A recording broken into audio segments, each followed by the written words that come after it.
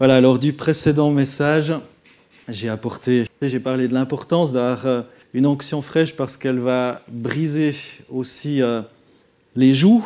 J'ai pris le psaume 63. Vous pouvez revenir sur ce message, l'écouter aussi, voir comment David était déterminé, de la détermination. Il avait aussi cette soif, cette volonté. Et ce qui l'a poussé aussi à recevoir la bénédiction, il y avait aussi Matthieu 6. On voyait de la détermination, entre dans ta chambre, ferme la porte. Donc l'importance là aussi d'être déterminé, de vouloir entendre la voix de Dieu, de prier, ce désir. Et finalement, cette bénédiction est ton Père qui voit dans le lieu secret te le rendra. J'ai trouvé cette définition un petit peu de la folie et je trouvais intéressant, faire toujours les choses de la même manière et s'attendre à des résultats différents. Alors, c'est vrai que des fois, on aimerait que les choses changent, mais on fait toujours les choses de la même manière. On ne change rien, et surtout rien changer, surtout pas prendre des mesures, et quand même, malgré tout, vouloir que ça change, mais c'est difficile. Parfois, il faut faire preuve d'innovation. Et si on ne change pas notre manière de vivre, eh bien, on aura finalement toujours les mêmes résultats. Et pour changer notre manière de vivre, eh bien, on doit aussi changer parfois notre vision. Changer notre vision. Vous avez peut-être vu sur cette image, il y a un aigle qui regarde et il observe au loin. Et on a besoin eh bien, de changer notre vision. Je me suis un petit peu documenté sur les aigles. J'aime bien des petites illustrations comme ça. Alors aujourd'hui, c'est les aigles. Vous avez peut-être déjà entendu avoir des yeux d'aigle. C'est une expression couramment utilisée. Alors pour moi, ce ne sera peut-être pas des yeux d'aigle, mais un œil d'aigle, parce que j'ai un œil qui ne voit pas grand-chose, même si vous ne le voyez pas. C'est quand même la réalité. Toi aussi, voilà, je pense qu'on est plusieurs dans cette situation-là. Avoir des yeux d'aigle, c'est une expression qui est utilisée pour des personnes qui disposent d'une vue exceptionnelle. Des yeux d'aigle. Mais les aigles, est-ce qu'ils ont vraiment une vision aussi efficace, aussi puissante? C'est une bonne question. Qu'est-ce que vous en pensez? Ils voient bien les aigles? Ouais? Eh bien, vous avez raison. La réponse est oui. Les aigles disposent d'une vision si incroyable qu'elle permet de distinguer des plus faibles mouvements d'une proie à plus de 2 km. Alors attention, ils vous surveillent. Tout d'abord, les yeux de l'aigle sont très gros proportionnellement à sa taille, à sa tête. Imaginez si vous aviez proportionnellement à votre taille, plus ou moins, la même taille d'yeux sur votre tête, ça ferait 2 gros pamplemousses, là. Ça, voilà. 2 gros pamplemousses au milieu du visage ou dans le haut, donc ça prendrait une certaine place. Donc c'est aussi peut-être proportionnel au fait qu'ils voient bien, qu'ils ont une meilleure vue que celle de l'homme.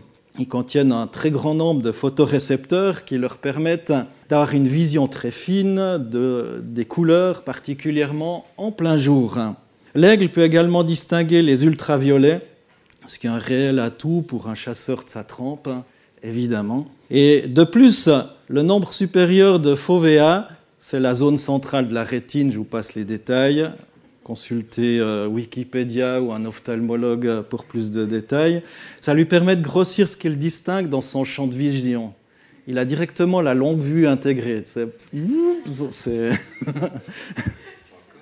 serait pratique pour les paparazzis, ça.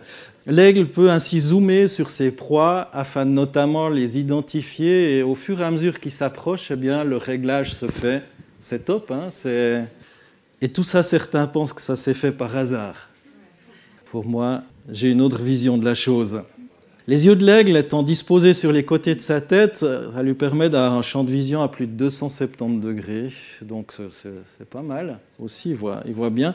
Et si l'homme avait réellement une vision d'aigle, il pourrait distinguer une fourmi d'un immeuble de 10 étages.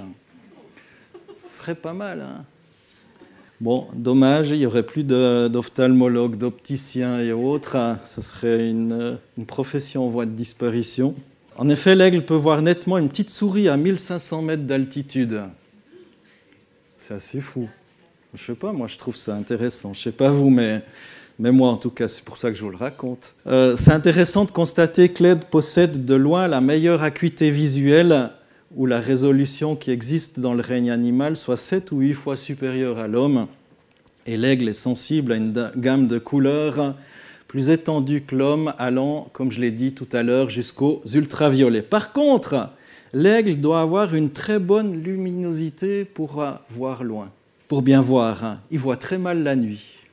Ah, tiens, il nous ressemble un petit peu. Quand vous vous cognez dans la porte de l'armoire ou du lit ou j'en sais rien. Et je crois que Dieu nous appelle à être un petit peu comme des aigles. Pas être des rapaces, non, bien sûr que non, pas ça, mais cet oiseau vole au-dessus de tous les autres oiseaux et sa vision est hors norme. Mais par contre, pour bien voir, il doit marcher dans la lumière. Et je trouve ça intéressant comme comparaison. On est appelé, pour bien voir, à marcher dans la lumière. Après, il y a eu différentes inventions, les bougies, des lampes à huile, des trucs qui nous ont permis de voir, les ampoules, les LED, etc. Tant qu'il y a de l'électricité, évidemment. Ça me fait penser au télescope, du grec télé, qui signifie loin, et scopain, qui signifie regarder, voir. Le télescope, c'est un instrument optique qui permet d'augmenter la taille apparente des objets observés et surtout leur luminosité. Quand j'étais jeune, j'ai fait contre l'avis de mes parents, alors écoutez pas, non, les enfants sont partis. J'avais un frère qui avait 11 ans de plus et il avait signé pour que je puisse m'acheter une carabine avec une lunette qui voyait précis à 200 mètres avec une vision nocturne. Et mes parents n'avaient pas voulu, évidemment, que j'achète ça pour des raisons qu'on peut comprendre. Mais c'est mon frère qui était déjà majeur, qui avait signé le papier pour que je puisse avoir ma carabine. Rassurez-vous, je ne l'ai plus. Mais ça avait pour effet un tout petit peu de lumière, d'accroître la lumière, et c'est ce qui te permet en finalité de voir très loin. Donc c'est un petit peu le principe du télescope aussi, ça joue aussi sur la lumière, amplifier la lumière, grossir évidemment et d'apercevoir des choses imperceptibles à l'œil nu. Voilà, comme ça vous en savez un petit peu plus sur votre pasteur qui est pas né avec une auréole sur la tête. Et parfois ça vaut la peine d'être le petit frère. J'étais le 4e du groupe, mais il y a 3 visions qui proviennent du monde. Une vision de manquement, une vision limitée et une vision d'assimilation. Je vais développer un petit peu ces points, ces choses. Dans Matthieu 6, 31-33, il est écrit « Ne vous inquiétez donc pas en disant « Qu'allons-nous manger ? Qu'allons-nous boire ? Qu'allons-nous mettre pour nous habiller ?» Ce sont les païens qui cherchent sans arrêt tout cela. Mais votre Père qui est dans le ciel sait que vous en avez besoin. Préoccupez-vous d'abord du royaume de Dieu et de la vie juste qu'il demande, et Dieu vous accordera aussi tout le reste. Ne vous inquiétez donc pas du lendemain. Le lendemain se souciera de lui-même. À chaque jour suffit sa peine. À chaque jour suffit sa peine. Une vision de manquement. Comment allons-nous faire ? Moi, je suis un inquiet de nature. Ça s'est un petit peu amélioré, mais quand même un inquiet de nature. Qu'allons-nous vivre ? Qu'allons-nous manger ? Comment allons-nous être vêtus ? Je me souviens toujours, je vous l'ai déjà dit, mais quand j'ai fait mon apprentissage de boulanger-pâtissier, à l'examen, j'étais persuadé que j'allais rater, mais sûr à 100% que j'allais rater. Juste avant l'examen, tellement j'étais stressé, je suis allé vomir. L'examen qui durait 9 heures de temps, quand même, de la pratique. Et après, il y avait un autre jour encore, et tu as 2 experts qui te regardent comme ça toute la journée. Ça doit être passionnant pour eux, mais enfin, voilà. À regarder, à surveiller comment tu bosses. Et figurez-vous que j'ai fini premier apprenti du canton. Alors j'étais persuadé à 100% que j'allais louper. Et Donc du coup, selon le texte que je viens de vous lire, j'étais un peu comme un païen, hein, j'en sais rien, s'inquiéter, qu'est-ce que je vais faire, comment je vais réussir, je ne vais pas y arriver, je suis le plus moche, le plus petit, enfin, etc. Vous pouvez mettre, peut-être certains s'y reconnaissent, d'autres s'y reconnaîtront pas, mais il y a d'autres choses. Selon Dieu, ces questionnements sont réservés aux païens et non pas aux enfants de Dieu, et la publicité est là aussi pour nourrir cette anxiété, les médias. Les pubs sont faites pour faire naître en vous un manquement afin d'aller acheter le produit qui vous manque immanquablement. Dans Hébreux 13,5, d'ailleurs, c'est dit « Contentez-vous de ce que vous avez, car Dieu a dit « Je ne te laisserai pas, je ne t'abandonnerai pas, je ne t'abandonnerai jamais. » Pardon. Je crois que c'est important de demander l'esprit de contentement. L'esprit de contentement est aussi cette foi en Dieu qui a créé toutes choses, les cieux et la terre. Mais tout cela provient peut-être parfois du fait qu'on a une vision limitée des choses. Dieu nous demande d'aller plus loin que la masse. Dans Matthieu 5, 41, « Si quelqu'un te force à faire 1 kilomètre à pied, fais-en 2 avec lui. » Une vision limitée. Les gens se contentent du minimum, mais Dieu nous appelle à aller plus loin. On est appelé à aller plus loin que la masse, plus loin, à voir plus loin. Pas juste se contenter du minimum avec Dieu, à regarder un petit peu plus loin. Et troisième chose, comme je vous ai dit, cette assimilation. Le monde veut te noyer dans la foule. On n'aime pas ceux qui se démarquent de la masse. À part peut-être les stars pour les aduler. Alors il y a ces gens qui n'ont pas peur de se démarquer de la masse, qui veulent être ces stars. Et il y a des gens évidemment qui apprécient ces stars, qu'elles soient de la musique ou qu'elles soient du foot, etc. Mais souvent, lorsqu'on est peut-être motivé, on va nous dire « Mais non, ces phrases clichés, suis le mouvement, reste dans le peloton ». Imaginez au Tour de France, si tu restes dans le peloton, ce sera difficile de gagner. Hein. Pourquoi veux-tu faire ça? C'est pour te remarquer, on va te prendre pour un orgueilleux ou quelqu'un qui a dit au XVIIIe siècle, un poète, Jean-Pierre Clarisse de Florian, si vous voulez voir la référence, a dit « Pour vivre heureux, vivons cachés ». Et c'est vrai que le monde veut toujours nous ramener à la foule. Alors que vous allez peut-être avoir de l'envie de servir Dieu, certains, même des chrétiens, vont vouloir vous ramener à la majorité. On ne fait pas ça. Pchit, pchit, pas trop de bruit. Pas trop de bruit. Ils vont vous prêter toutes sortes de mauvais sentiments, d'orgueil, de prétention, d'ambition personnelle. Alors ça peut être juste, mais c'est quand même dit que chacun s'examine aussi soi-même. On n'est pas juste appelé à examiner les autres. David, d'ailleurs, a connu aussi ces choses-là. Vous vous souvenez peut-être quand il a voulu combattre Goliath, son père l'avait envoyé, il était trop jeune pour aller au combat, il y avait ses frères qui étaient là, son père lui a dit « va leur ramener de la nourriture, va voir comment ils vont », etc. David s'est retrouvé là, puis il a vu Goliath qui insultait l'armée de l'Éternel, et il ne pouvait pas rester comme le reste de la troupe. Pourtant, c'était qu'un enfant, un petit gamin. Et c'est alors que son frère va lui prêter des mauvais sentiments. Et on lit ça dans 1 Samuel 17, 28. Son frère va lui dire, Eliab, son frère aîné, d'ailleurs c'était l'aîné. Intéressant. Eliab, son frère aîné, qu'il avait entendu parler à ses hommes, fut enflammé de colère contre David. Et il dit, pourquoi es-tu descendu et à qui as-tu laissé ce peu de brebis dans le désert? Ouais, c'est lui qui gardait les brebis. Je connais ton orgueil et la malice de ton cœur. C'est pour voir la bataille que tu es descendu.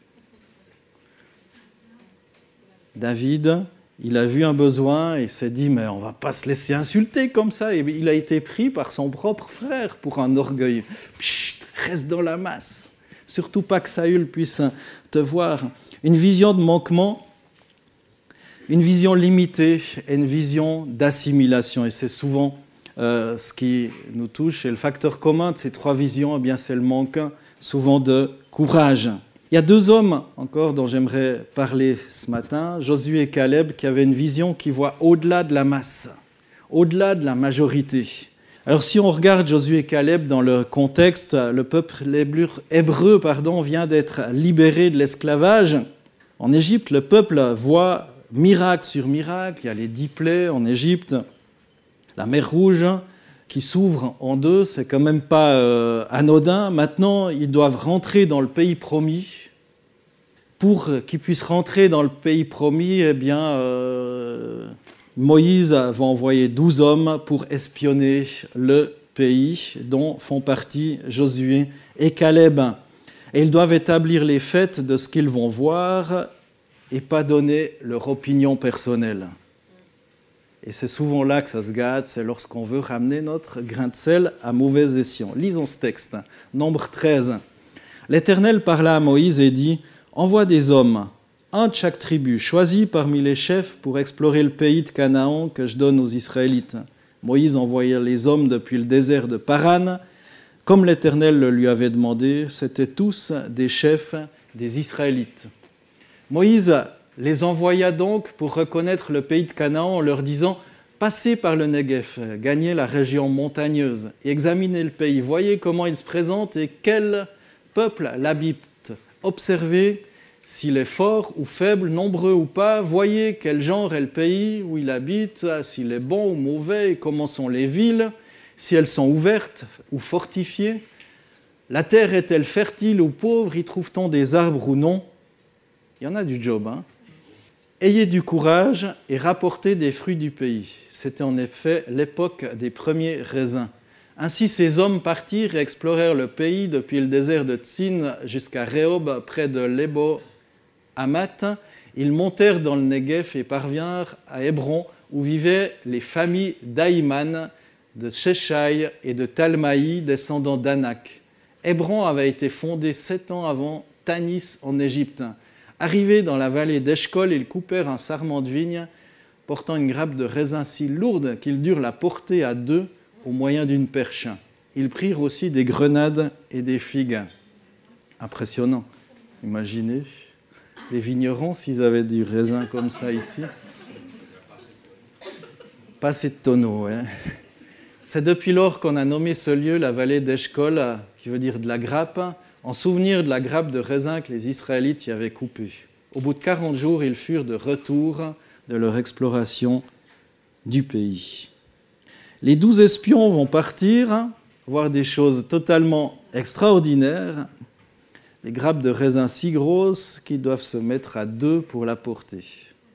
Bon, ça me dépasse. Pourtant, ce n'étaient pas des mauviettes, hein. C'était des hommes de guerre, c'était des hommes costauds, des hommes qui avaient l'habitude de marcher. Il n'y avait pas les transports publics comme aujourd'hui, les voitures. À peine tu dois faire 150 mètres, tu prends ta voiture ou je ne sais pas quoi, non.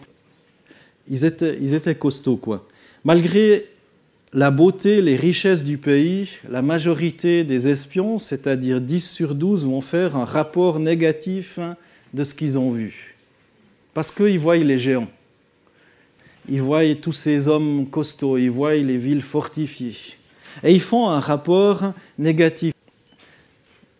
C'est ce qu'on trouve dans Nombre 13, versets 28 à 33. Il va retrouver Moïse et Aaron et toute la communauté des Israélites dans le désert de Paran, à Kadesh, et ils leur rendirent compte de leur expédition et leur montrèrent les fruits du pays. T'imagines la fierté, wow, des raisins comme ça vaut la peine d'y aller, c'est Dieu qui nous a ouvert la mer, on va y entrer. On a vu les 10 plaies, c'est une sinécure quoi, d'y entrer. Voici le rapport qu'ils firent à Moïse. Nous sommes arrivés dans le pays où tu nous as envoyés. Oui, c'est vraiment un pays ruisselant de lait et de miel. Et en voici les fruits. Seulement, c'est mais. Seulement le peuple qui l'habite est terriblement fort. Les villes sont d'immenses forteresses. Et nous avons même vu des descendants d'Anak. Les Amalécites occupent la région du Negev. Les Hittites, les Jébousiens, les Amoréens tiennent la montagne. Et les Cananéens occupent le littoral de la Méditerranée et toute la vallée du Jourdain. Alors Caleb essaya de faire taire le peuple qui commençait à s'en prendre à Moïse. T'imagines, il y a le rapport, tout ça. C'est Moïse qui a quand même, c'est pas rien, hein, ouvert la mer Rouge, je sais pas. Tout de suite, ils veulent s'en prendre à lui. Qu'est-ce que tu nous as fait ? Caleb essaye de faire taire le peuple qui commence à s'en prendre à Moïse. Il lui dit, allons-y, faisons la conquête de ce pays car nous en sommes vraiment capables. Bon, facile, ce Dieu qui a ouvert la mer Rouge, qui a fait les 10 plaies. Verset 31, « Mais les hommes qui l'avaient accompagné disaient, « Nous ne sommes pas en mesure d'attaquer ce peuple, car il est plus fort que nous. » Puis ils se mirent à décrier le pays qu'ils avaient exploré devant les Israélites en disant, « Le pays que nous avons parcouru et exploré est une terre qui consume ses habitants. Quant à la population que nous y avons vue, ce sont tous des gens très grands. Nous y avons même vu des géants, des descendants d'Anak, de cette race de géants. À côté d'eux, nous avions l'impression d'être comme des sauterelles, et c'est bien l'effet que nous leur faisions. Comme des sauterelles. Et Dieu nous voit. Il a une meilleure vue que l'aigle, tout à l'heure. Même si on est comme des sauterelles, eh bien Dieu nous voit. Et ce même Dieu qui a ouvert la mer Rouge, ils ont tout oublié, quoi. Eux, ils se disent, c'est à la force de nos biceps qu'on doit y aller. Et c'est là qu'ils se trompent. Parce que si on y va avec la force de nos biceps, eh bien c'est râpé. Ces 10 espions vont au-delà de ce que Moïse leur a demandé. Au lieu de se contenter de faire un état des lieux, ils vont saper le moral des troupes. Ils donnent leur avis. Tout à coup, c'est des experts. C'est plus Moïse le responsable, c'est plus Moïse qui va dire on va prier, on va jeûner, Non, c'est le peuple qui va... Et ces 12 espions qui disent c'est pas possible, on n'y arrivera pas. J'ai envie de leur dire... même si ça fait déjà bien longtemps, mais de quoi se met le temps, quoi. On ne vous a pas demandé de vous exprimer là-dessus. Ce qu'on vous a demandé, c'est un rapport, un état des lieux. Et c'est souvent le problème, c'est qu'on voit des choses, on constate des choses et on va plus loin que ce que Dieu nous demande. On va plus loin. Dans Nombre 14, versets 1 à 4, « Alors toute la communauté souleva et se mit à pousser des grands cris et le peuple passa toute la nuit à pleurer. » Vous imaginez ?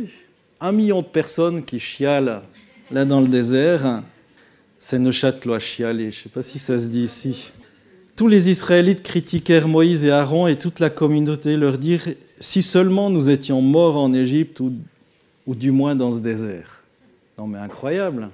Bon, Dieu va les faire quand même tourner en rond encore un moment avant. Il va les prendre au mot d'ailleurs, ils vont tous mourir sauf Josué et Caleb. Pourquoi l'Éternel veut-il nous mener dans ce pays-là pour nous y faire massacrer par l'épée, tandis que nos femmes et nos enfants deviendront la proie de nos ennemis ? Ne ferions-nous pas mieux de retourner en Égypte ? Non, mais incroyable. Et ils se dirent l'un à l'autre, nommons-nous un chef, retournons en Égypte.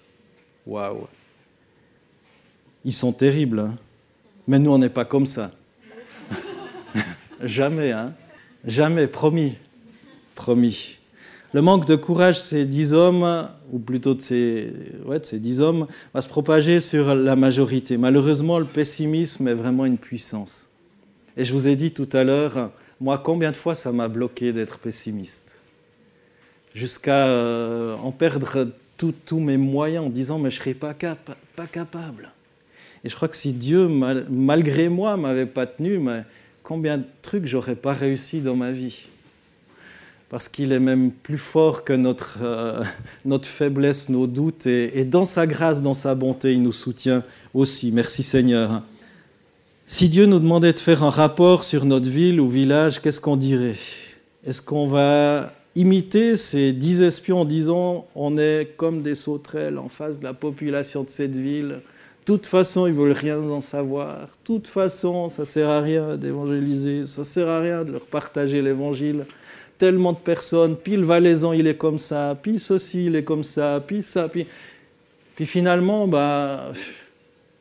Dieu, il nous écoute comme ça, puis au bout d'un moment, il dit « T'as fini ? Je peux parler ? J'ai le droit de dire quelque chose ? Et tu te souviens, c'est moi qui ai ouvert la mer Rouge. » Et puis la fois où, je ne sais pas, moi j'imagine combien de fois vous pourriez dire « Mais Dieu a intervenu. » La fois où j'ai agi dans ta vie à ce moment-là, tu te souviens ? Tu as déjà oublié ? Combien de fois je pourrais le dire ? Et puis on oublie vite.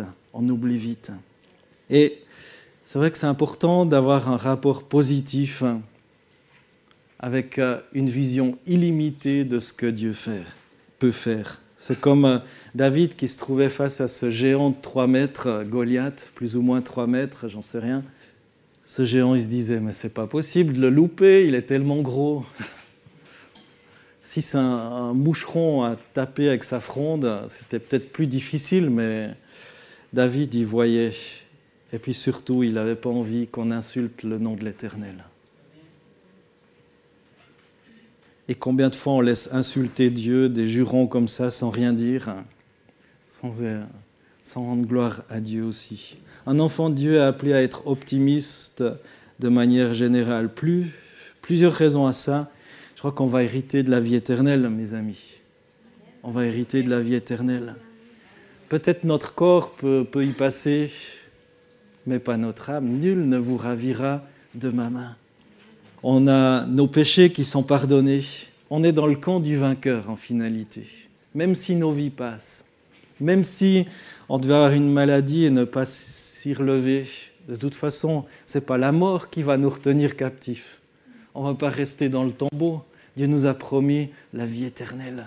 Amen. Josué et Caleb voient avec les yeux de Dieu. Ils ont cette vision agrandie. Ils ont cette longue vue. Ils ont cette vision de l'aigle qui voit plus loin. Ils ne se voient pas comme des moucherons face aux gens de ce pays, mais ils les voient bien plus gros. Et on m'a toujours raconté, c'est aussi pour ça que les vaches, elles ont peur de nous, c'est parce qu'elles nous voient beaucoup plus gros que ce qu'on est. Je ne sais pas si vous voyez, moi j'ai toujours beaucoup aimé les vaches et m'occuper des vaches, mais quand tu es un petit gamin, un petit truc comme ça, puis que tu es vers les vaches, puis que tu te dis, mais elles ont...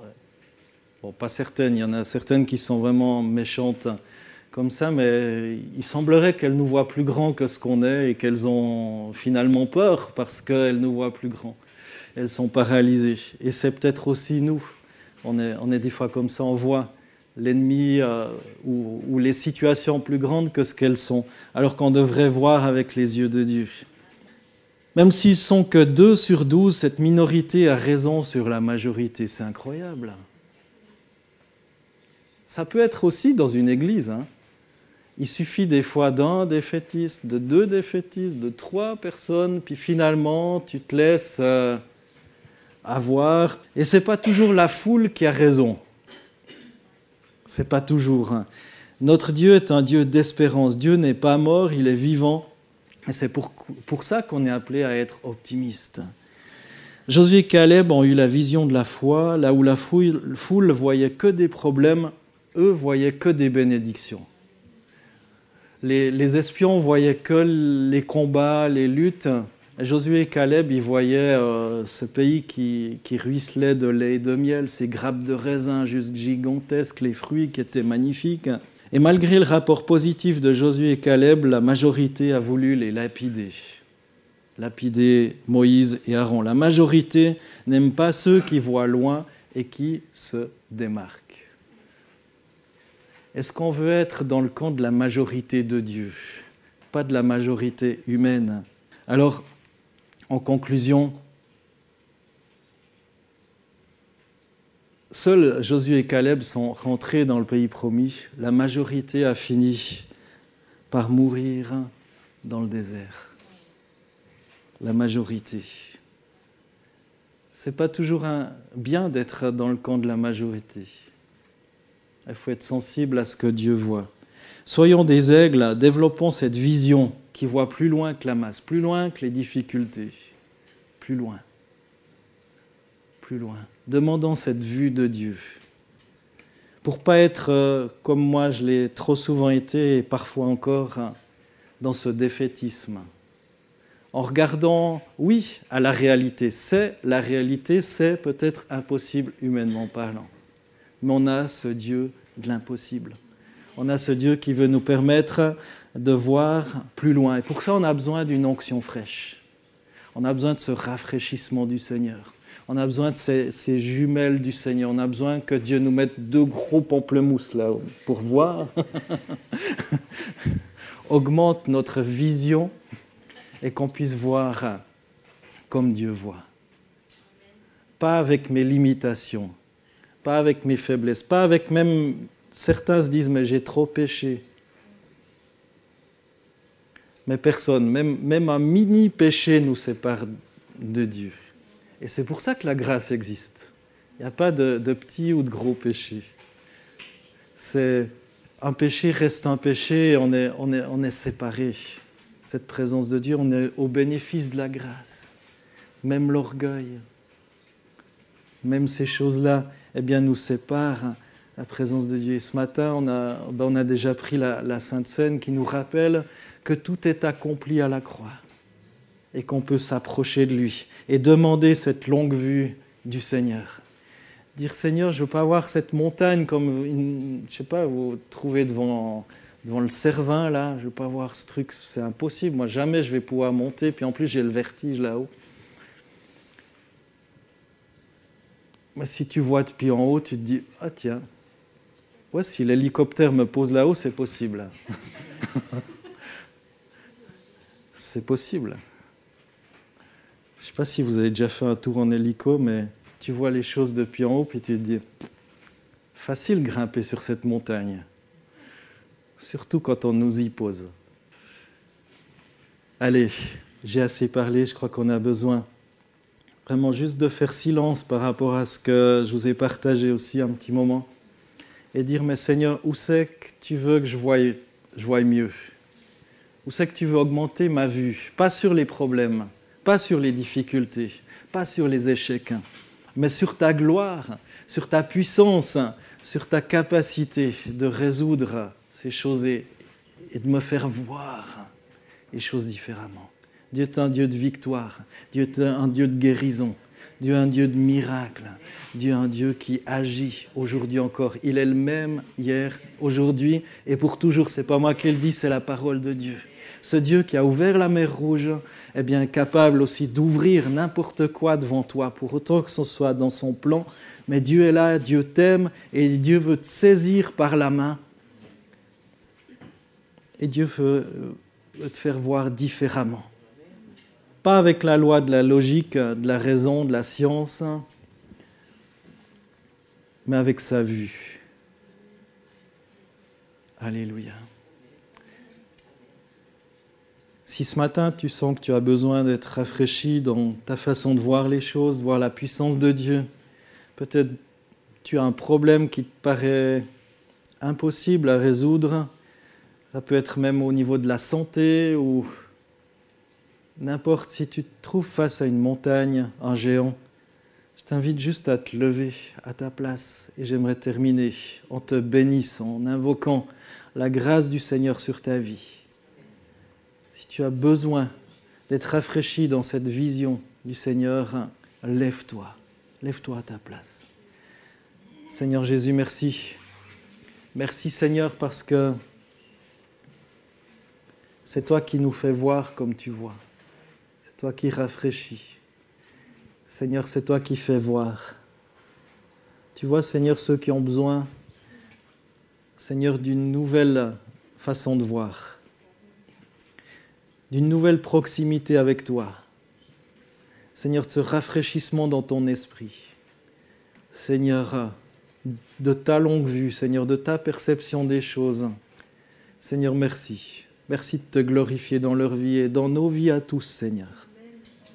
Afin qu'on puisse non pas juste raisonner avec notre cerveau, merci Seigneur pour la raison, mais Seigneur qu'on puisse considérer que tu es le Dieu de l'impossible et que tu tiens toutes choses dans ta main et que tu guéris aujourd'hui encore et que tu pourvois aujourd'hui encore et que tu nous permets, Seigneur, en bout de course, c'est bien d'entrer dans ce pays promis, cette vie éternelle, cette place que tu as préparée pour nous auprès du Père. Merci Jésus. Amen. Amen. Amen. Que Dieu vous bénisse au-delà de votre vision et de vos attentes, au-delà de ce que vous pouvez penser et espérer, parce qu'il est encore plus généreux. Bon dimanche à chacun, à chacune.